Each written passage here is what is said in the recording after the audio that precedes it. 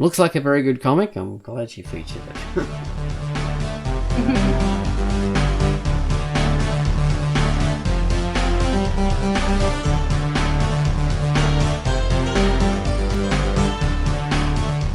Hello and welcome to the Drunk Duck QUACKCAST. This is QUACKCAST 468.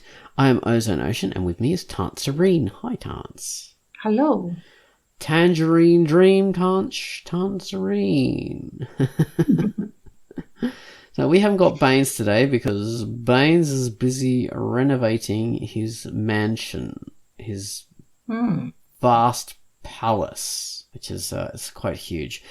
This week we're talking about online communities and the connections you make with people through them, which is a very important part of Drunk Duck. Drunk Duck is an online community. We do web comics, but we also are made of our people, which are the members of the site and make the site, support the site and manage it. It is a huge group of people that love comics and want to read comics and want to create comics and get together and do all sorts of things. We've had all sorts of creative partnerships created and even marriages through the sites. There's many marriages have happened. People form relationships and it's just an incredible kind of thing. The beauty of the online communities, much greater than say the social media, which is a lot more superficial, and it's all about showing how great you are rather than making real connections quite often. Anyway, I won't get too far into that, but one of the reasons for this particular topic was because of one of our dearest Drunk Duck members. We learned that he died, this time 2 years ago, which is quite a shock and was incredibly sad to find out. We'll talk about that. I suppose we should really talk about that before we do the music. So this was Lon Hart. He was a very valued member of our community who had been with us for many years. He was a friendly, gentle, funny and generous person. He was an army veteran and a wonderful man. He died this time 2 years ago, but we didn't find out till now.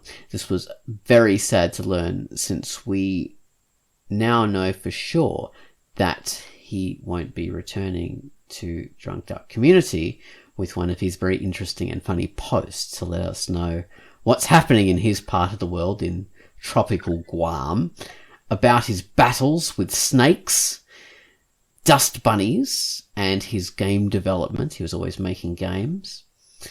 But at least there are still his amazing comics to remember him by on the site. He's got his creations and they live after him. And to that end, I requested Gun Wallace to make a special theme for one of his comics. And Gun Wallace chose to do the theme for Magiversity. It's a magical, happy introduction floating through pink and white opalescent clouds of joy into the shining, warm, yellow rays of a welcoming sun. Our arrival is played with a playful orchestra of violins as we marvel at the beauty that surrounds us. So take it away, Gun Wallace, with your theme to Magiversity.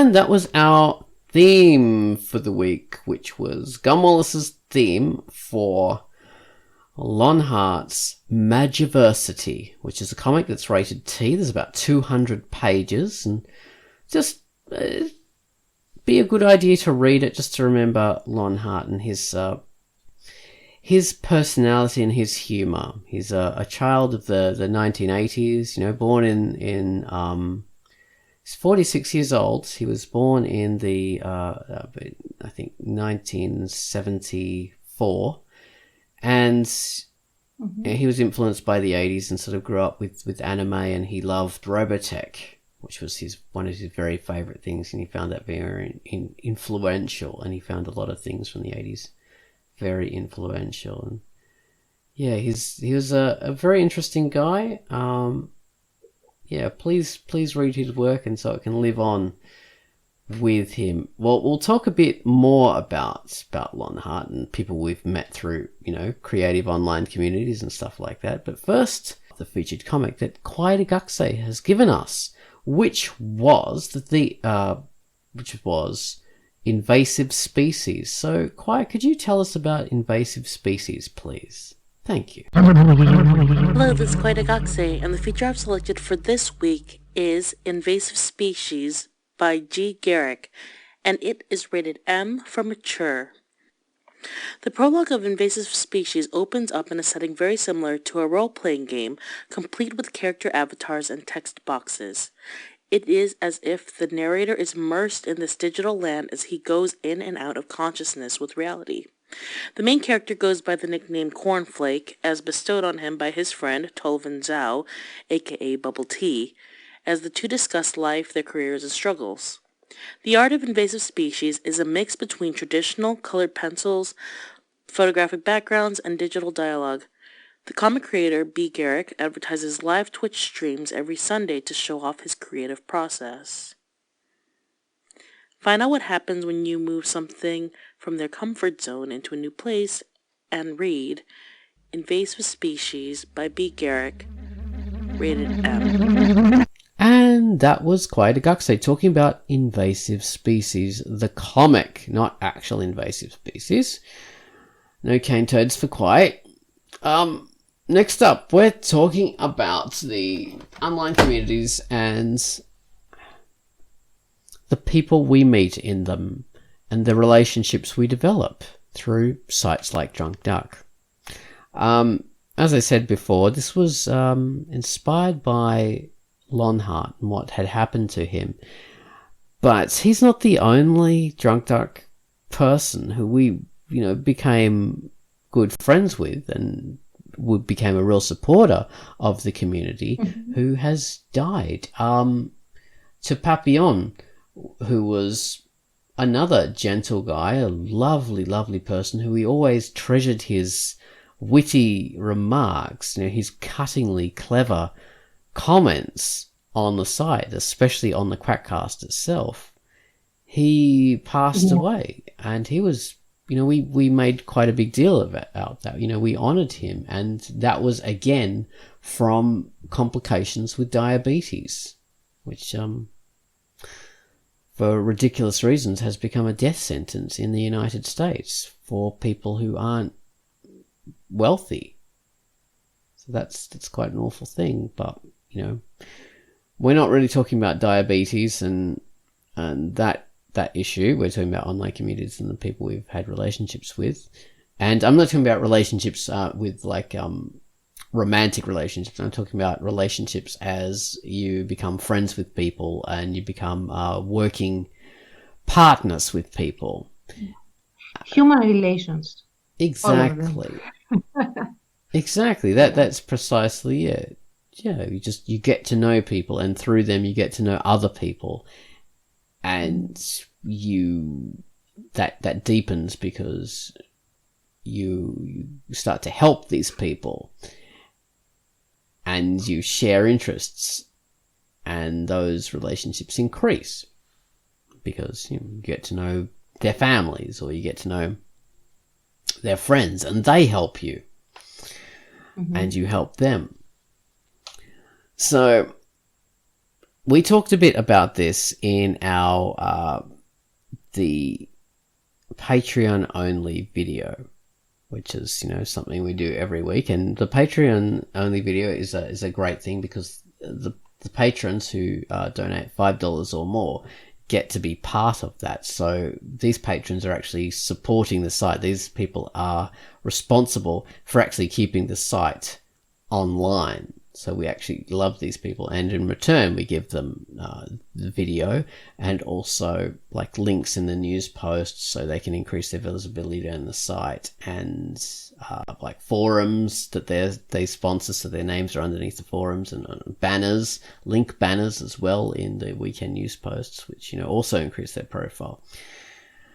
But yeah, so we talked a bit about that. And Tance, you talked about your relationship with Pitface, your, you know, friendship with her, your working partnership, and how that has sort of not only like enriched your art together, you know, because you have these working comics that you partner, but also your own friendship with each other has developed, and you guys have actually influenced each other's tastes and yeah, like interests. You've both influenced. Yeah, basically, we our common ground has always been to create a story that is whole and exciting, and it is an adventure in any iteration that might be. And the way that the thing was, and I mentioned that in the Patreon video, that we were thought of as an unlikely pair because we had so different tastes and styles and stuff like that. However, we did share some very, very important common tastes, let's say, or had common ground. And that was that we liked to get into the visceral part of a story and not shy away from, you know, elements that might be in there, and usually, not usually, but a lot of times a creator would tiptoe around it or gloss over it and stuff like that. So that was strong enough common ground and the need for exploration that we actually collaborated really, really well in doing that, and brought both our tool sets, let's say, on the table, and created something that was a fusion of our styles. That's Brave Resistance. Because you can see, I think, easily both her and myself in Brave Resistance without it being fragmented. And I also have to say that we are preparing something else as well, which isn't online yet, and it's completely different, and I think it is very, very exciting because the way that the tasks that each one of us has in this is different, are different compared to the tasks that each one of us has for Brave Resistance. And it is a completely different result. Still a comic, by the way. But I think that you guys will really, really like it when it's ready to be uploaded.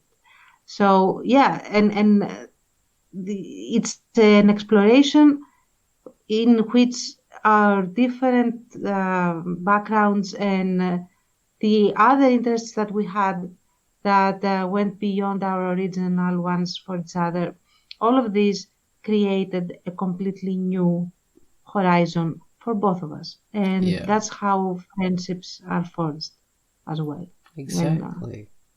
When you want to embark on a journey, basically. Yeah. A site like Drunk Duck, because it's a creative community of people who have like-minded interests, it's a very specific interest, creating comics and reading comics. You know, maybe we've got just people just who art and nothing else. We have writers who just write and nothing else. And we bring all these people together, and we don't only just talk about art and writing. People also have other similar interests about history or war, politics, art, fine art, entertainment media, anime, horror, sci-fi. And so interests deepen and develop and grow. So this creates really, really strong bonds between people beyond, as I said, just the comic kind of stuff. And these friendships grow and blossom, and, they're enduring. We have had people on the site for, over a decade, and they have formed really enduring friendships that go beyond our site. These friendships go beyond onto other social media, Facebook, Twitter. They go onto other comic sites.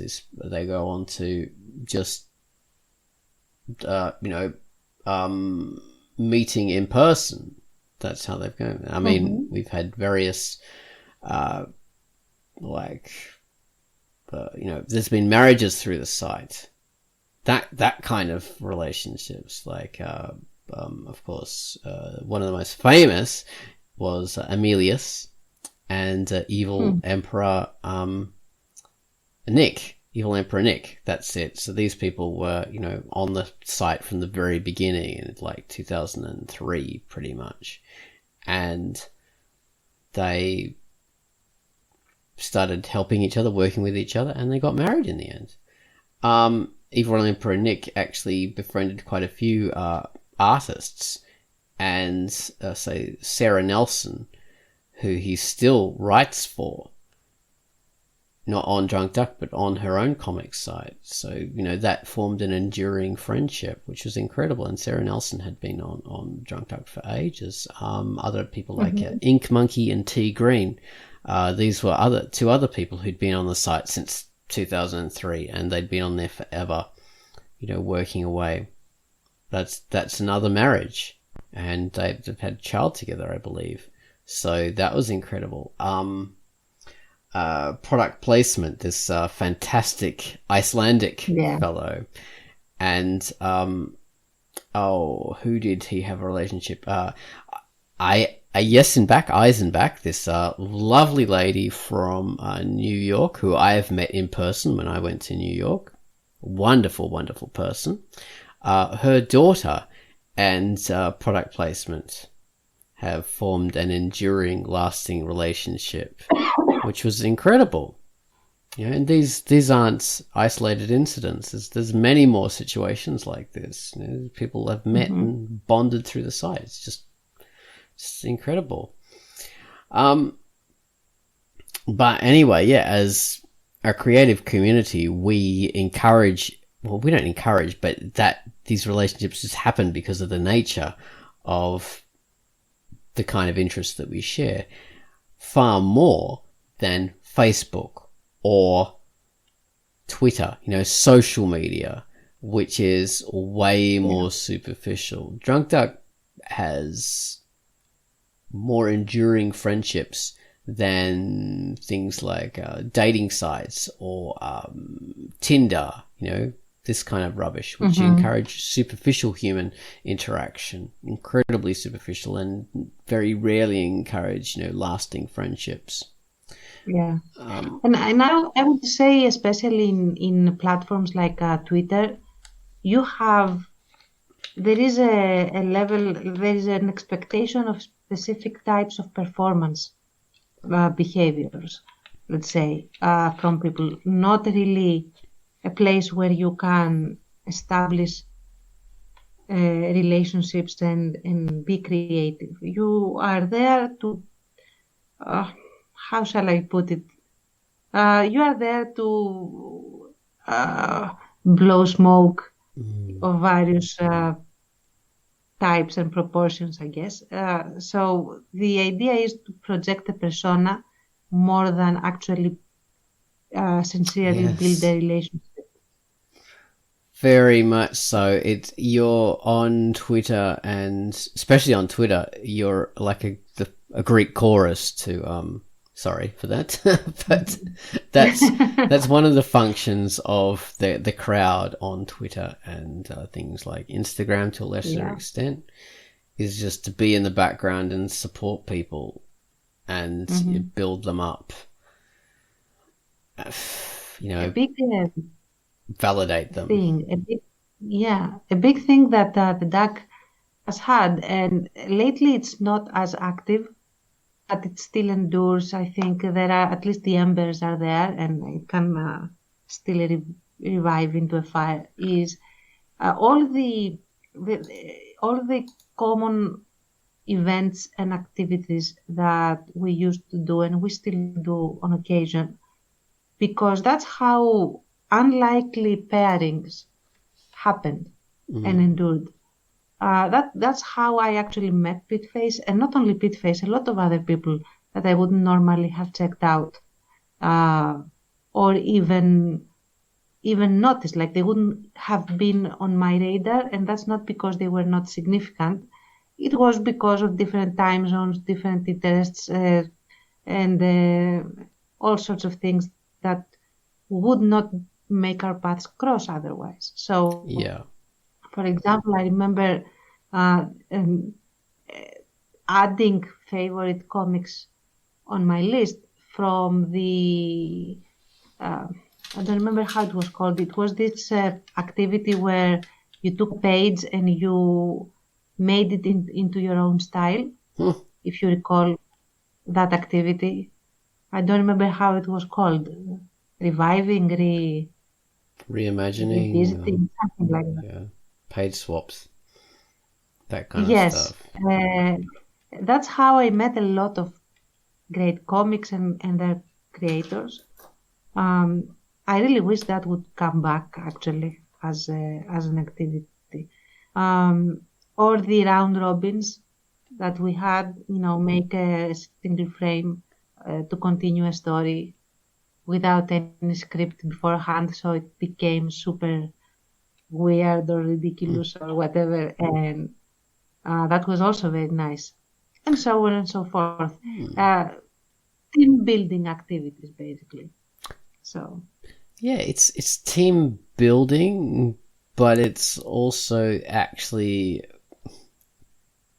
they're not just for their own sake. They actually produce something creative and interesting in its own right, and they teach you things when you're doing it. They teach you things beyond how to function with a team. They teach you things about art and styles and stuff like that. They improve your skills, which is why they're way more valuable than just simple team building. The old thing about trust exercises and all that stuff. Yeah, absolutely. Yeah, I was actually doing my when I was doing my masters. I was that was going to be my thesis in online communities. I never finished that. I exited with a slightly lower qualification, like an associate or something like that. I can't remember what it was, but yeah, that's what I was going to do, because I found the whole idea of online creative communities such an interesting subject. It's just amazing that I am now managing one. Well, now you can do that thesis from Yes. Expertise position of expertise. Exactly. But yeah, that kind of stuff is just incredibly valuable. Like other online communities that I've been part of, like through Facebook, I sort of did rat on Facebook a bit, because the style of friendships you make through Facebook, through friends lists and all this kind of stuff, doesn't normally encourage that kind of deep connection. The stuff on Facebook that does is Facebook groups, which is obviously, that is not something Facebook created. Facebook is not a very original kind of system. It sort of is a hodgepodge of a lot of other things that it's copied, and its groups function is really a copy of, I think originally it was like I can't remember who came up with the groups originally, but Yahoo eventually took it over, and Yahoo Groups was, the main thing online. And Facebook Groups is really a copy of that. And that sort of encourages like this kind of instance behavior of creative groups that get together, or people who have a solid interest together. Again, it's not as deep as a site like Drunk Duck or, the various other creative online communities, because Facebook groups don't generally encourage that kind of deep creation. Social media is all about more temporal based stuff. It's very momentary. If you miss it, it's gone, pretty much. So it's all about creating a sensation that's going to be reacted to at the moment, and then it disappears. So that's why Facebook's not so good at doing this. But the groups aspect is good for bringing people with like-minded interests together, at least. So it does sort of have some function in this kind of way.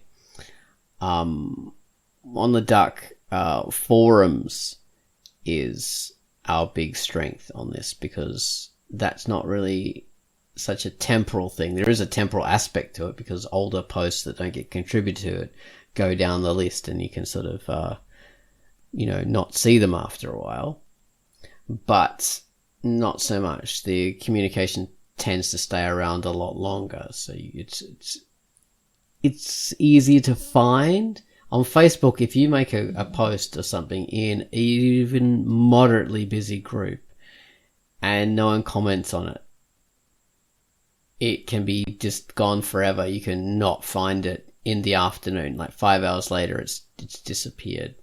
So, yeah, that's the kind of a very good example of why Facebook is not very good for this kind of thing. Would you agree? Yeah. Yeah, absolutely. Facebook is basically a format of, it's basically bigger text Twitter, more or less. Yeah. So it's just that you can put forth your essay on something, and then people will comment underneath, and that's that. It's at best a message board with a live feed.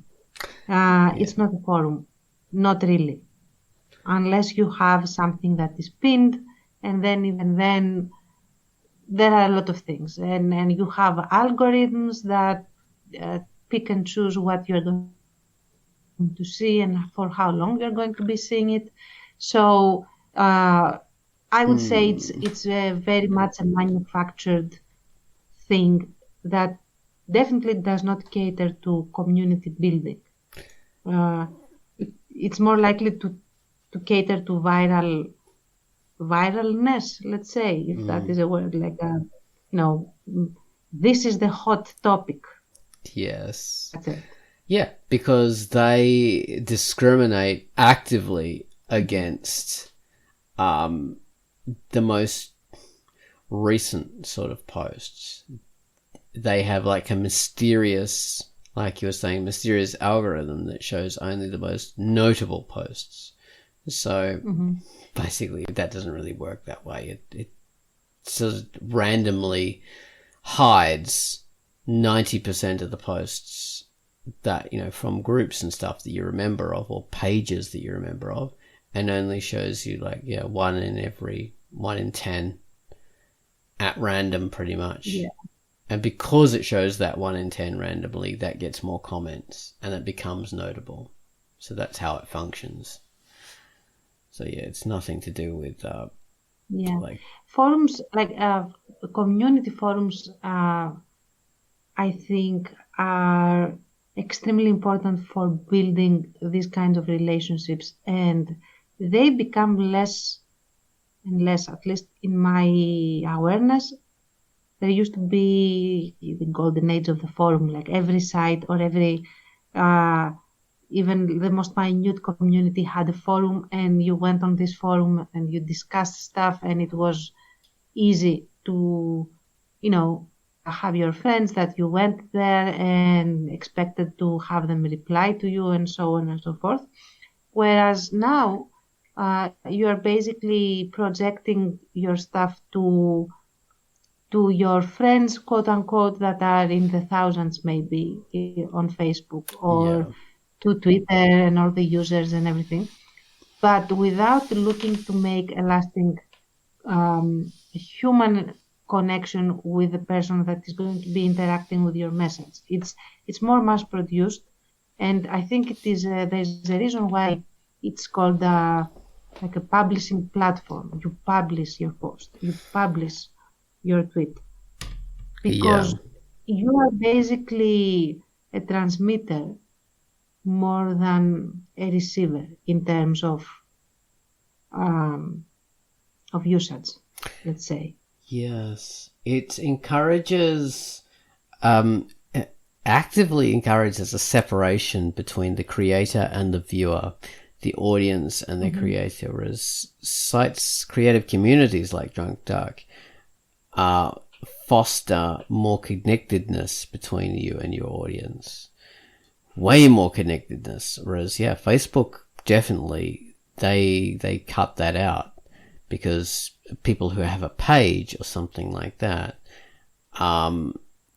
invariably interact with their page members in a more like, I'm the king and you guys are the followers, and that's what it tends to be. Interestingly, say a site like YouTube, which is another site where you get to share your creative, your creations that you've done there, and anyone can do that. Anyone can be a member of YouTube and share their creations, but most people don't. Most people are only there to view. There's only the creators are the minority. But certain creators become extremely popular and develop a huge following.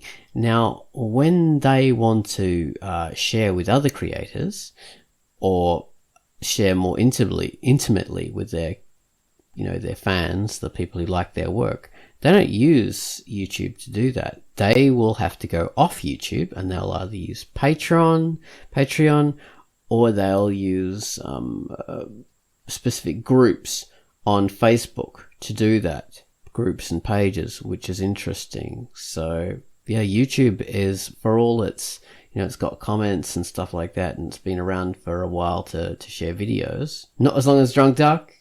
Drunk Dark is older than Facebook, Twitter, YouTube, all that kind of stuff. Anyway, so YouTube, you can share that. It's useless for community interaction. Well, it's not useless, but it's not very useful, so people do not tend to use it for that. So that's quite interesting. They'll even go into forums rather than use YouTube. Yeah, if you go into forums, you basically, if you go into forums like ours, you will be, I would say that you would be a lot more of a whole person, in the sense that people will go see what you have created, usually, because usually at the forums you have the creators, not readers of comics. So people will go see what you have created. Then you get to interact, and people will remember what you have said before, and or who you are or how you have been, which might sound that, that might happen on social networks, but it's not going to be qualitative as much. So what I'm saying is that the way I'm thinking of people that are on the forums of the dark is more like they are more individualized. They are individuals in my awareness.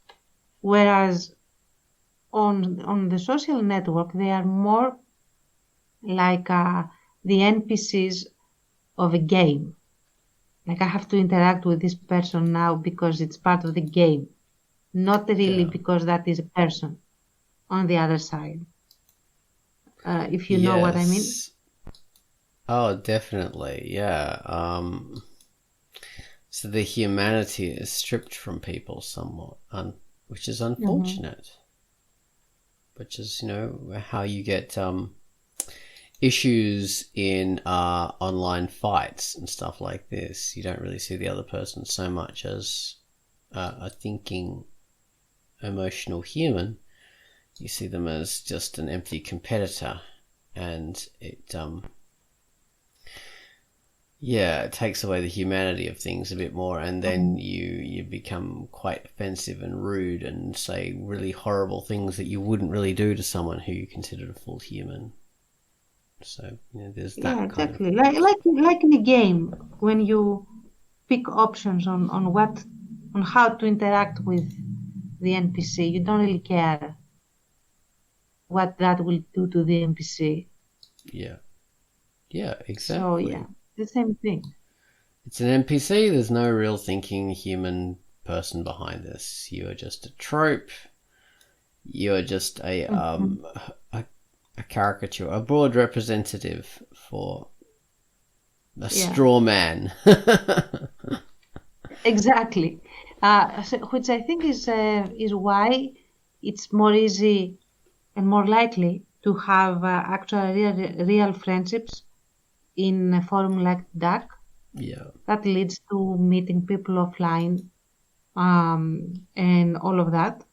Whereas I don't think it's like super likely to meet someone that is a fellow Twitter user or Facebook user just because you met them on Facebook. Unless it's a phishing expedition and you are the victim or something like that. Yes, quite true. Yeah. Yeah, Facebook is weird in that kind of thing because you share things in a very different way. So yeah, it's weird. And for the most part, the connections people make through Facebook are connections they already have, I think, for most people. Maybe sometimes they'll open their friends list up to friends of friends or something like this, or friends that they meet through groups.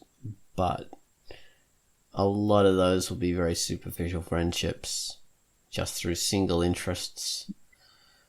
Or they'll be skeezy people wanting to date or something like that, which is quite dodgy through Facebook. What was called? What kind? There was this platform for very shady ads, and I forget the name now. Craigslist. There you go.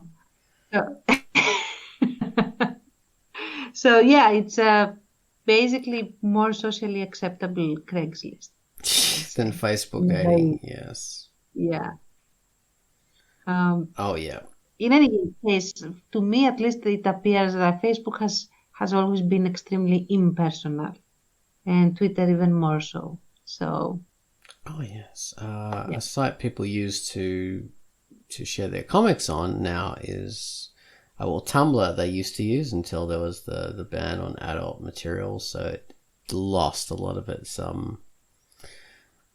popularity and a lot of its users. And not only because they can't post adult material anymore, it's just because it just became too restrictive a platform, and you don't know what could become blocked. So that could become an issue. Like if you had swear words or something like this, or showed someone's chest, maybe that you'd get blocked over that, and there's nothing you can do about it. But Instagram became the new social media comic site. So we had a lot of people using that. I know Hyena Hell uses it, not so much as to show her comics properly. She uses them to promote her comics because she sells her comics as zines, like hard copies. Gets them printed out, and she just uses this as a way of promoting her comics by showing recently done artwork. So someone like, oh God, I can't remember his name. The guy who used to do something Hero by Night. Yeah, the guy behind that. Who was, big on Drunk Duck for a long time. He only shares his comics through Instagram now. So he'll cut up panels and have each individual panel using their multiple page feature on Instagram, which is can be a good way to view a comic. The trouble is, Instagram has thousands and thousands of people on it, like millions and millions of people, and these people have hundreds of friends, often hundreds of people they follow. So unless they're following every single person in their list of people they follow, unless they're looking at all their most recent posts, your posts might just go by the wayside, so they won't see your comic posted there. So that can become a problem. The good thing about Instagram is you can use hashtags, which can ensure your work will show up on multiple kind of people's lists without them specifically subscribing to it.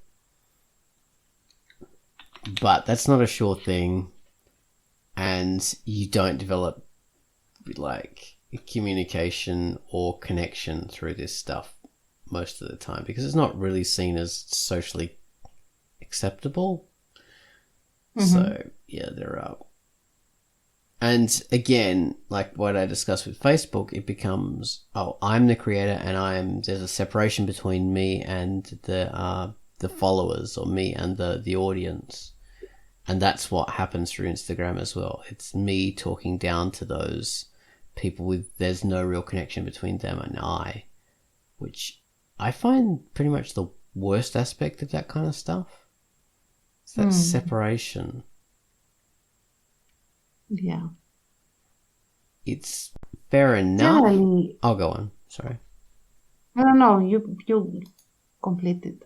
I was just going to say it's fair enough on some sites where you do need that, like YouTube. But on Instagram especially, it's just awful. It's distasteful to have that separation.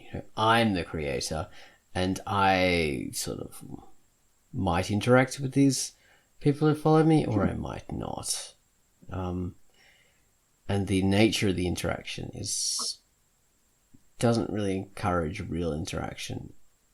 It encourages people talking down to someone. It's social media kind of interaction, so that's why. Yeah, exactly. Yeah, absolutely. So that's why we still remain an oasis of creativity and making connections and actually becoming part of a network of creators, which is very, very important. Yeah. Especially for people that just start off in creating comics, in creating anything really, art of any kind, but also for simply enjoying sharing your interests with other like-minded people. Exactly. Sites like DeviantArt that have been around, almost as long as Drunk Duck has been an art sharing site for a long time. It does not encourage this kind of social interaction that the Drunk Duck has. It just does not. It's hard to do that. Again, there is a separation. It doesn't work that way.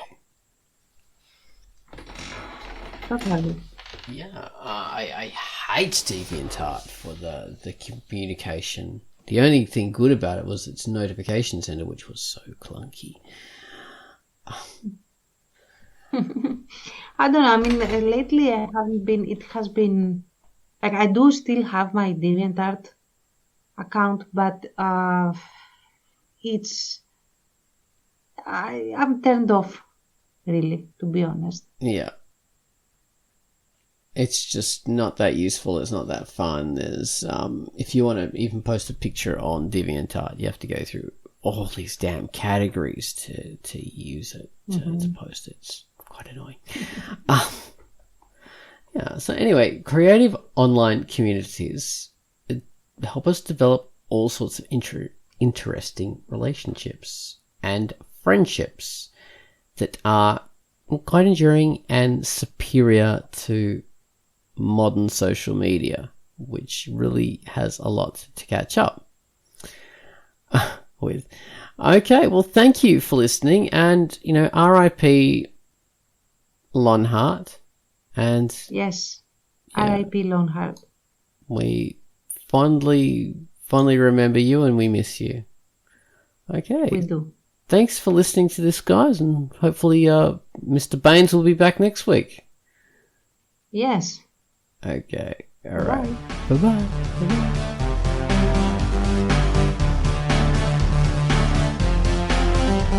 Bye-bye.